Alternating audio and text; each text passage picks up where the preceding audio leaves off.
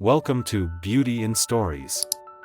This is a space where short, meaningful tales invite us to explore life's deep lessons and the beauty of emotions.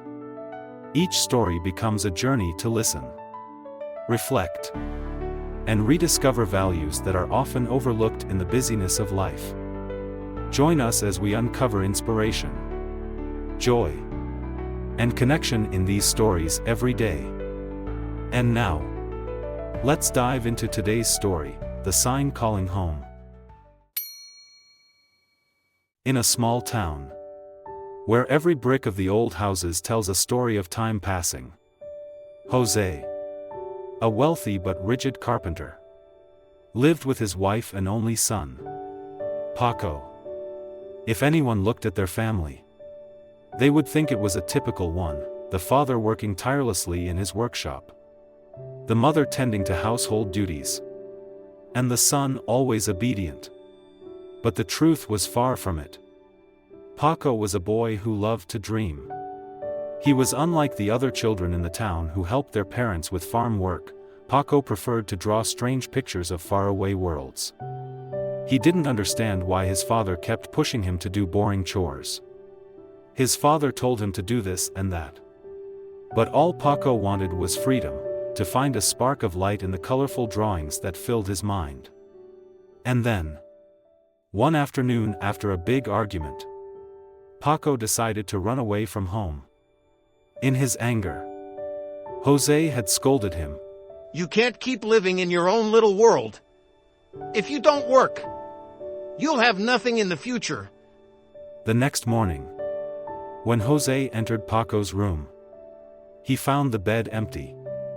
Only scraps of paper scattered on the floor. A feeling of emptiness, sadness, and regret overtook him. He didn't understand that it was his harshness that had pushed his son away. He didn't know that Paco needed him more than anything else, not scolding, but understanding. José stood there for a long time. Then suddenly, an idea came to him. After all, fatherly love is something quite miraculous, isn't it?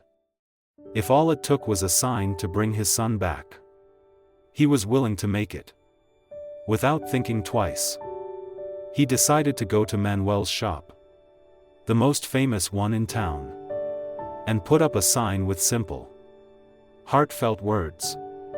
Paco, come home. I love you so much. Meet me here tomorrow morning. That night, José couldn't sleep. His thoughts whirled in his head. Will Paco come back? He asked himself. Does my son still want to see me? The answer was unclear. But he couldn't stop hoping. The next day, when José stood by the sign, his heart pounded.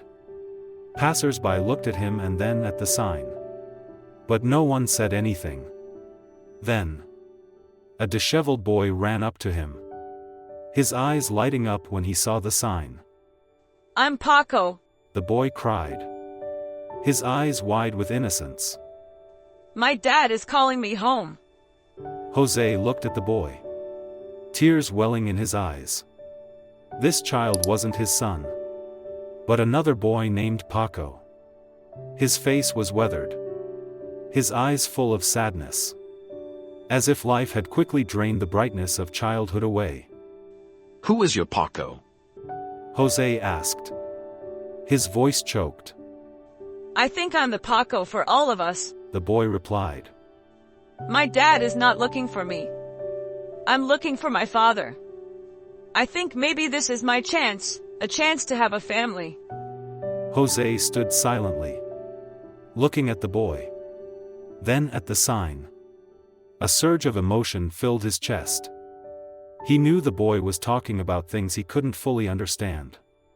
But one thing he could clearly feel was the hope in the eyes of these children, always searching for a father, a family, even if they weren't his biological child. Before José could say anything else, 3 more boys, each named Paco, walked up to him. One boy had bright eyes but was covered in dust. Another wore an oversized wide-brimmed hat. And the third carried a small cat in his arms. All of them gathered around José, hoping that this sign would lead them back to their parents. I think my dad is calling me too, one of the boys said. But the truth was, there was only one Paco that José had been waiting for. The sign wasn't just for these children. But perhaps, José thought, perhaps a part of him felt the need to love all these children, even though they weren't his own. After all, love, in the end, isn't something measured by blood. No, you're not my Paco. José said gently. But you all need love. Stay here, and I'll buy you breakfast. And so, breakfast became an odd reunion. The boys sat around the table, eating and talking about their adventures. José looked at them, feeling a happiness he couldn't describe. But in his heart, he still longed for Paco. Not long after, a familiar figure appeared at the end of the street. A boy with dark hair, a shy smile, and hesitant eyes. It was Paco, the son he had been searching for all this time. Paco walked up, his eyes fixed on the sign. Dad. José stood up, said nothing, but walked over and embraced his son. Paco didn't speak, but his eyes shone, filled with forgiveness and peace. The other children looked at each other and smiled softly. They understood that love was something no one could define simply. Sometimes, love was just the right moment, an endless wait, and a wordless patience. The sign still hung there, but not to call anyone. It had fulfilled its mission, to be the bridge between a father and the son who had been lost. But strangely, Paco was not the only child José called home. Each boy, although not his biological son, carried an unspoken longing for a family, for the love they had always lacked.